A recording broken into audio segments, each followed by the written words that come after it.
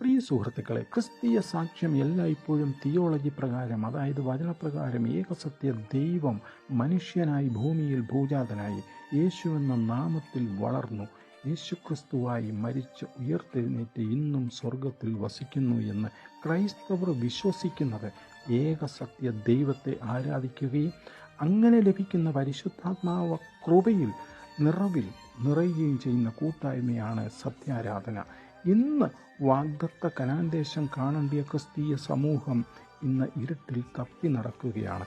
സത്യവചനത്തിൽ കൂടി സത്യോപദേശങ്ങൾ ജീവിതത്തിൽ പ്രാവർത്തികമാക്കി യേശുക്രിസ്തുവിൻ്റെ പുനരാഗമനത്തിൽ വചനത്തിൻ്റെ മർമ്മം കണ്ടെത്താതെ ഇന്നും അന്ധമായ വിശ്വാസത്തോടെ നടന്ന് സത്യം മനസ്സിലാക്കാതെ വളരുന്നു. ക്രൈസ്തവർ ഉണരുക, മരിച്ച അവസ്ഥയിൽ നിന്ന് സത്യസുവിശേഷത്തിൽ എഴുന്നേൽക്കുക.